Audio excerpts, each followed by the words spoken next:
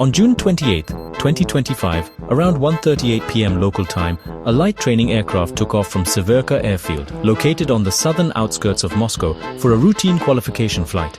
The aircraft, a Yakovlev Yak-18T, is a four-seat single-engine aerobatic plane, first introduced in the late 1960s, and, as you might know, still quite popular in Russian aero clubs. There were 4 people on board, 1 senior instructor and 3 pilot trainees. Just 2 minutes after takeoff, eyewitnesses saw the Yak begin to perform a barrel roll at a low altitude.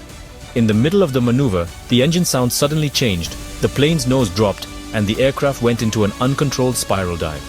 Due to insufficient altitude to regain control, the plane crashed into an open barley field near Panovo village in the Kolomna district, about 60 kilometers southeast of Moscow. The impact caused the fuel system to rupture, and the plane caught fire, leading to the deaths of everyone on board. No one on the ground was hurt, and no structural damage was reported. Local residents called emergency services within seconds.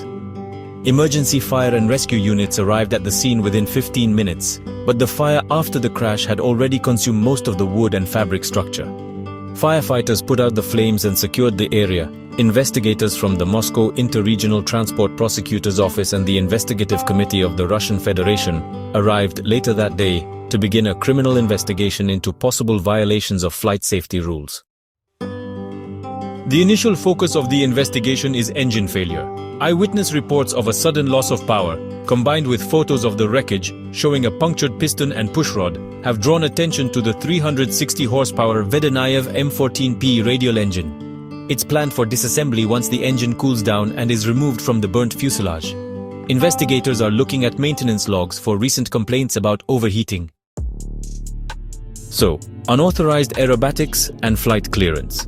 The investigative committee states that the aircraft took off without approval and began performing aerobatics below 500 feet above ground level, which, as you may know, is a clear violation of Russian civil aviation rules for training flights. And, as is often the case with most Yak-18Ts, this aircraft was not equipped with a flight data recorder or a cockpit voice recorder, so investigators will have to rely on data from onboard engine monitoring systems, if any are installed, as well as the instructor's logs and any mobile phone footage taken from the ground. As for weather and fatigue, conditions were visual meteorological with light winds, and at this stage, fatigue is not being considered a factor. Authorities have not yet released the names of the deceased, pending notification of next of kin, but local media reports that the instructor was a 47-year-old former Air Force pilot, and the trainees were all civilian aviation cadets in their early 20s. Currently, a temporary